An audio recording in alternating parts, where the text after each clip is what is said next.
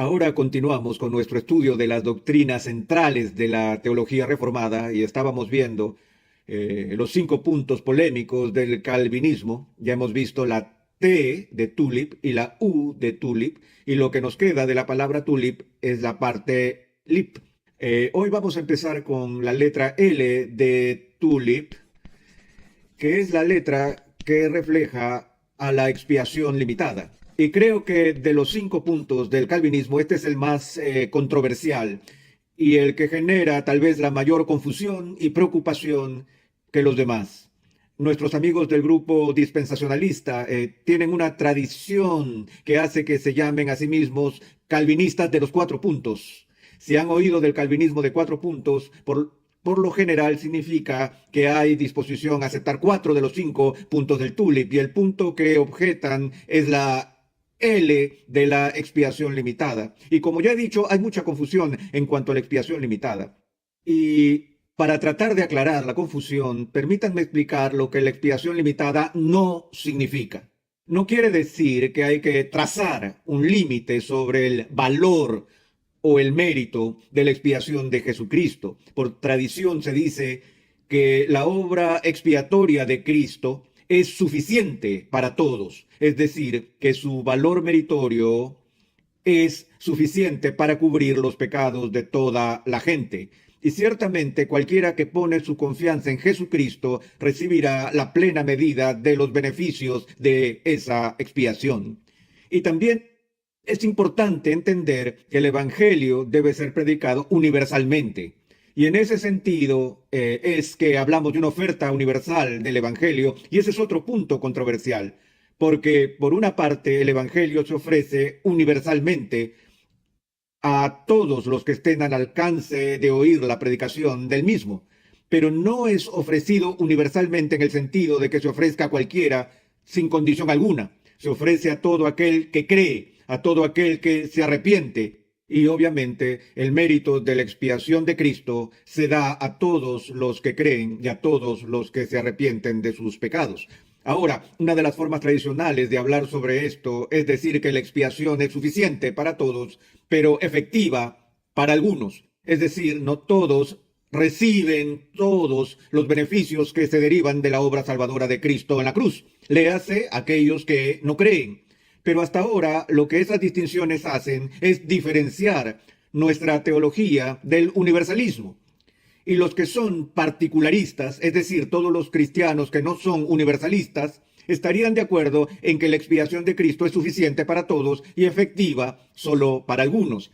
Y esa distinción entre suficiencia y eficacia no es en realidad de lo que trata esta doctrina. De lo que esta doctrina se preocupa es básicamente esto: ¿cuál es el propósito, plan o diseño original de Dios en enviar a Cristo al mundo a morir en la cruz?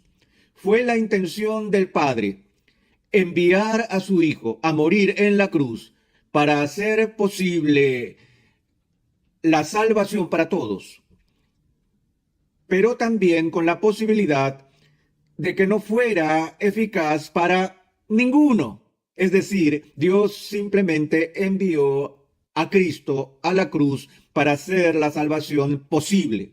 O Dios desde toda la eternidad tenía un plan de salvación por el cual, conforme a las riquezas de su gracia y su elección eterna, diseñó la expiación para asegurar la salvación de su pueblo. Así que de esto es lo que se trata. ¿Fue esto limitado en su diseño original?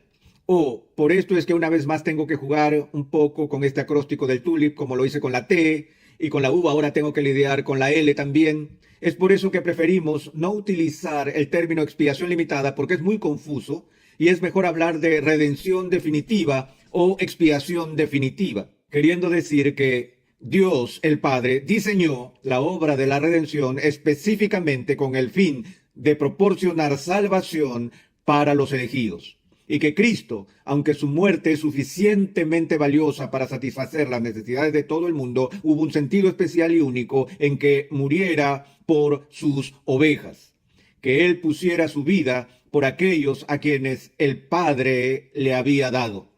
Ahora, El problema que surge de este punto de vista técnico de la teología en términos de los decretos eternos de Dios y su destino y propósito final para la expiación, a menudo se discute a la luz de varios pasajes en el Nuevo Testamento. Por ejemplo, cuando se dice que Jesús murió por los pecados de todo el mundo, que por cierto, creo que estas preguntas difíciles han sido vistas con altura en lo que creo es la mejor aproximación a esta doctrina que se haya escrito. Me refiero al teólogo puritano John Owen en su libro La muerte de la muerte. Por favor, no llame a Ligonier solicitando este libro, ya que no lo tenemos en stock ahora mismo. Si nunca ha leído La muerte de la muerte de John Owen, le recomiendo que lo haga. Es un libro magnífico sobre la gracia de Dios y es rico en exposición bíblica y trata en gran detalle y de manera brillante algunos de los pasajes difíciles que encontramos en el Nuevo Testamento. Ahora, uno de esos textos que tan a menudo oímos utilizar como una objeción contra la idea de la expiación definitiva se encuentra en el libro de Segunda de Pedro,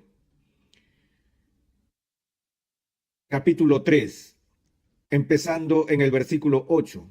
Leemos estas palabras: Mas, oh amados, no ignoréis esto, que para con el Señor un día es como 1000 años, y 1000 años como un día. El Señor no retarda su promesa, según algunos la tienen por tardanza, sino que es paciente para con nosotros, no queriendo que ninguno perezca, sino que todos procedan al arrepentimiento. Sienten el peso de este texto con respecto a la idea de que en cierto sentido, desde la eternidad de Dios, quiere que solo los elegidos reciban los beneficios de la expiación, lo cual es lo que enseña la expiación definitiva. Y aquí el texto pareciera que sugiere que Dios no quiere que ninguno perezca, sino que Él está obviamente deseando la salvación de todos. Ahora, este texto es manejado de varias maneras por distintos teólogos. Tengo un amigo que es teólogo en otro bando, el cual ha popularizado la idea de que Dios en realidad salva a todos los que le sea posible salvar. Él ha hecho todo lo posible para influir en la salvación de todos los seres humanos. Él ha provisto una expiación en Cristo y ha provisto los beneficios de esa expiación a todos los que creen. Pero en el análisis final, si la expiación de Cristo afecta a su salvación, dependerá de algún tipo de respuesta humana y Dios no intervendrá de manera soberana llevando a una persona a la fe en Jesucristo.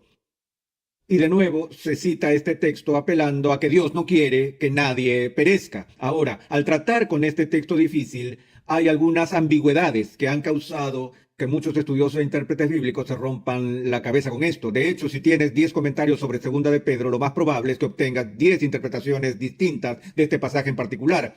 Los problemas tienen que ver justo con el entendimiento de dos palabras distintas en este texto. La primera es la palabra voluntad y la segunda es ninguna. Ahora, veamos la primera. Dios no quiere que ninguno perezca. Aquí hay una referencia específica a la voluntad de Dios. Y sabemos que en el Nuevo Testamento hay dos palabras griegas, las cuales se pueden traducir al español por la palabra voluntad. Desafortunadamente, cada una de estas palabras puede tener muchos matices diferentes, y cuando queremos saber específicamente qué tipo de voluntad es esta, no se puede resolver la duda con solo buscar el texto griego y mirar el léxico griego para saber qué se está usando aquí.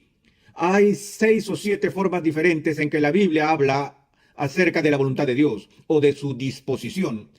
Con el fin de ahorrar tiempo, permítanme tomar unos minutos para ver las 3 formas más frecuentes en que la Biblia habla de la voluntad de Dios.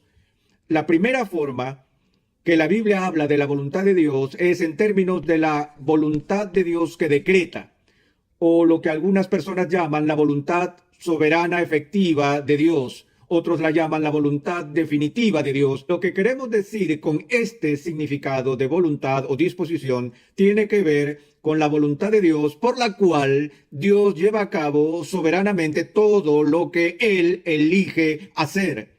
Cuando Dios desea que el mundo llegue a existir, su voluntad lo hace una realidad. Este es un decreto soberano que debe llegar a hacerse realidad. No puede dejar de ocurrir. Y no lo puede frustrar ninguna fuerza externa, Y a eso nos estamos refiriendo cuando hablamos del decreto soberano de la voluntad.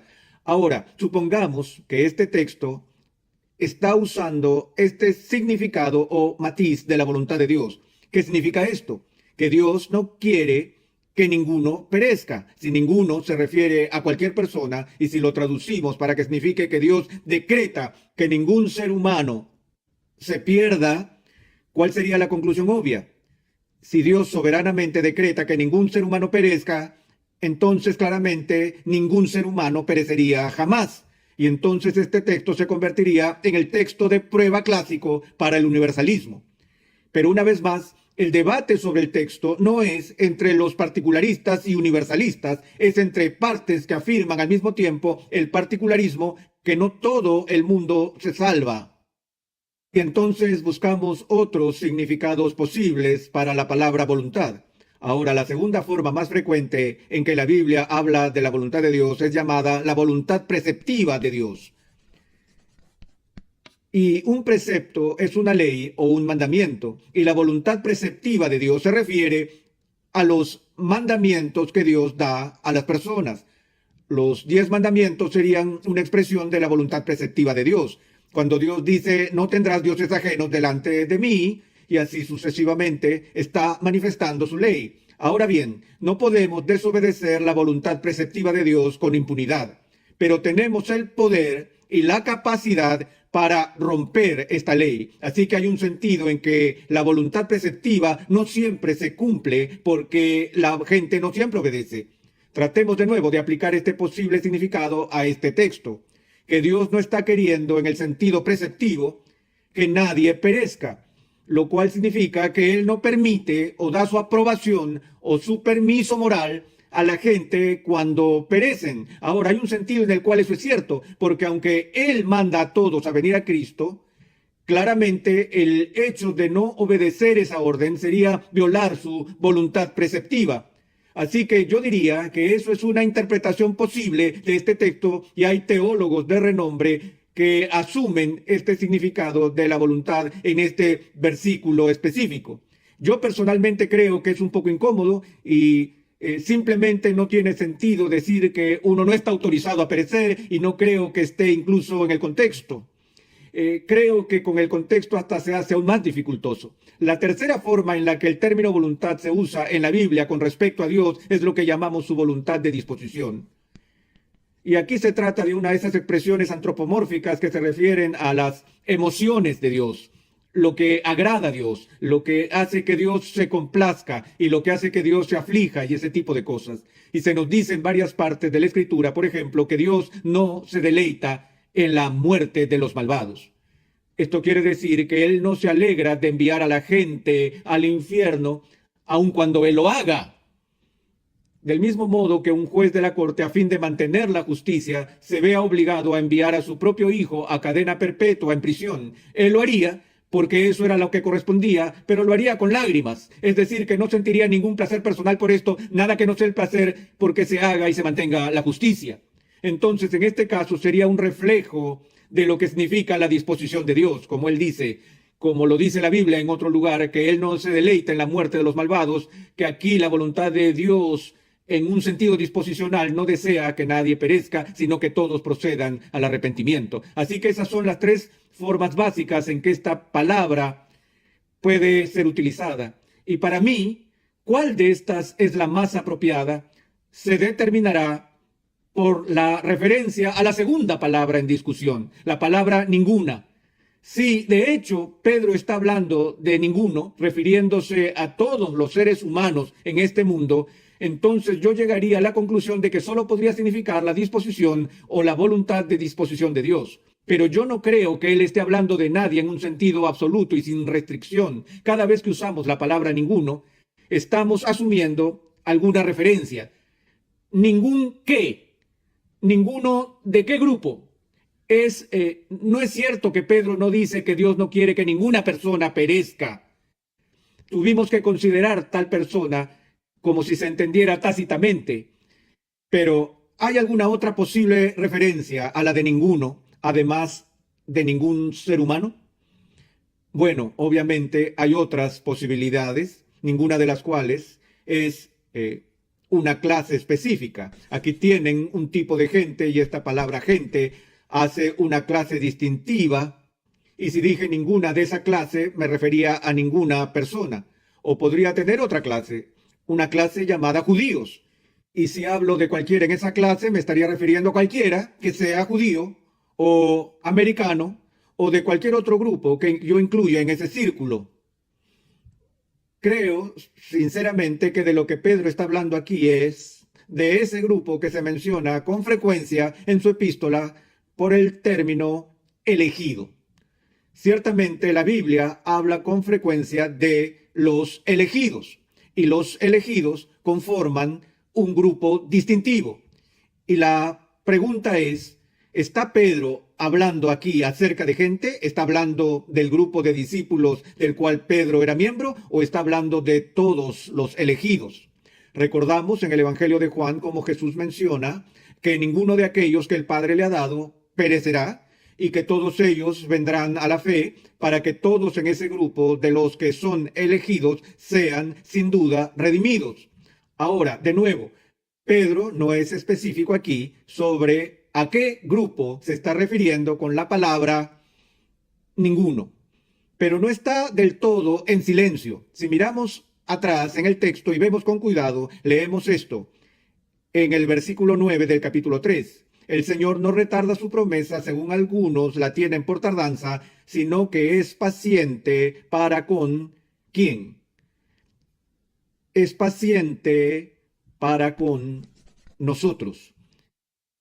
Él es paciente para con nosotros, no queriendo que ninguno perezca, sino que todos procedan al arrepentimiento. Ahora, gramaticalmente, el antecedente inmediato de la palabra ninguno aquí es la palabra nosotros.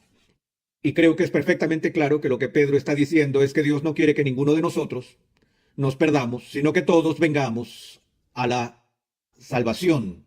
Y aún no hemos terminado con el problema, ¿verdad? Porque ahora tenemos que preguntarnos, ¿quién es nosotros? Ahora, en el contexto más amplio de su carta, el nosotros no creo que se refiera a toda la humanidad de manera indiscriminada, pero el nuestro o el nosotros es una referencia a los creyentes, a aquellas personas a quienes Pedro les habla, que son los creyentes en Jesucristo. Y así no creo que este texto elimina la idea de que Dios diseñó la expiación para un propósito, cuyo propósito, según su diseño, es necesario que llegue a ocurrir. No creo que queramos creer en un Dios que es un espectador del drama de la redención, que envía a Cristo a morir en la cruz y luego se queda allí esperando, cruzando sus dedos con la esperanza de que alguien lo llegue a tomar. Nuestra visión de Dios es diferente a eso. Nuestra visión es que el plan de redención era un plan eterno de Dios y que la planificación y el diseño estaban perfectamente concebidos y ejecutados a la perfección para que la voluntad de Dios de salvar a su pueblo en realidad se lleve a cabo por la obra expiatoria de Cristo.